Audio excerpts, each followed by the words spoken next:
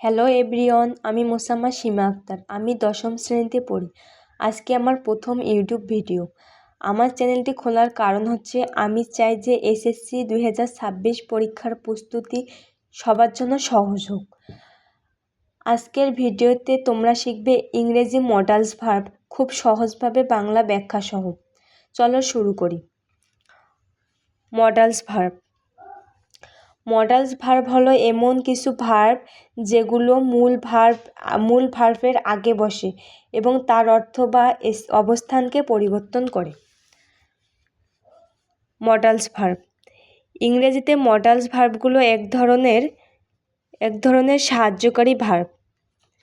Modals ভার্বগুলো হলো প্রেজেন্টে থাকলে can, পাস্টে থাকলে could, may, might, shall, should অথবা ought to, will, would, must, had to. Can, could. বাংলা বাক্যে কোনো একটি কাজ করার পারা, পারি, পারে ইত্যাদি সামর্থ্য অর্থে ক্যান, কুড ব্যবহার হয়। গঠন: সাবজেক্ট প্লাস ক্যান অথবা could plus verb on plus object. মডালসের ক্ষেত্রে প্রেজেন্ট টেন্সেই হয় ভার্ব অন। এক্সাম্পল: প্রথমে আমি একটা টেন্স দিয়ে এক্সাম্পল শুরু করছি। সে গান গায়, হি সিংস এ সং। সে গান গাইতে পারে, he can sing a song. না বোধকের ক্ষেত্রে সে গান গাইতে পারে না, he can not sing a song.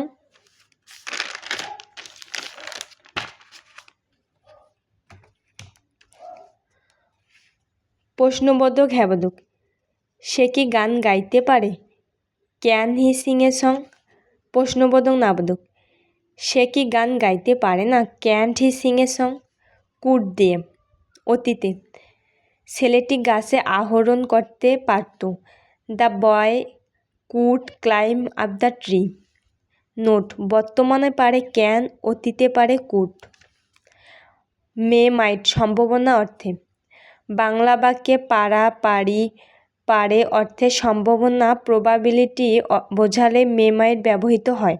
গঠন: সাবজেক্ট প্লাস মে অথবা মাইট plus verb on plus object. Example: সম্ভাবনা অর্থে আজ বৃষ্টি হতে পারে, টুডে ইট মে রেইন। সেদিন বৃষ্টি হতে পারত, it might rain that day. Note: অনুমতি অর্থে মে ব্যবহার হয়। এক্সাম্পল: আসতে পারি sir, may I come in sir. Should ought to উচিত অর্থে।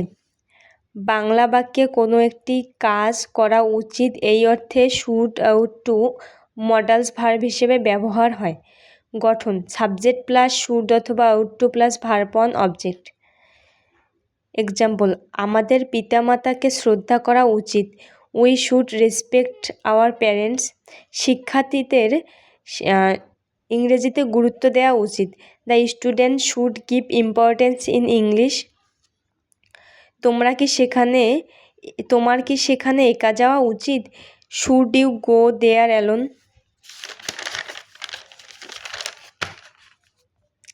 মাস্ট অবশ্যই অর্থে।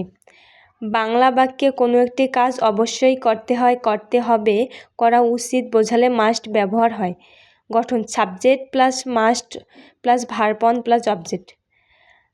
এক্সাম্পল: আজ আমি অবশ্যই ঢাকা যাব, I must go to Dhaka today. তোমাকে অবশ্যই পরীক্ষায় অংশগ্রহণ করতে হবে, you must participate in exam. Have to, has to, had to অবশ্যই অর্থে। এগুলো অবশ্যই অর্থে কিছু করা উচিত বোঝালে ব্যবহৃত হয়। গঠন: subject plus have to, has to, had to plus verb on object. Example: আমার ঢাকা যেতেই হবে, I have go to Dhaka. Note: মাস্টের সাথে have to, has to, had to এগুলোর পার্থক্য হচ্ছে মাস্ট নিজের প্রয়োজনে কোনো কাজ করাকে বোঝায়, অপরদিকে have to, has to, had two দ্বারা অন্যের জন্য বাধ্য হয়ে কোনো কাজ করাকে বোঝায়। এক্সাম্পল: আমাকে এই বইটি কিনতেই হয়েছিল, I had to buy this book.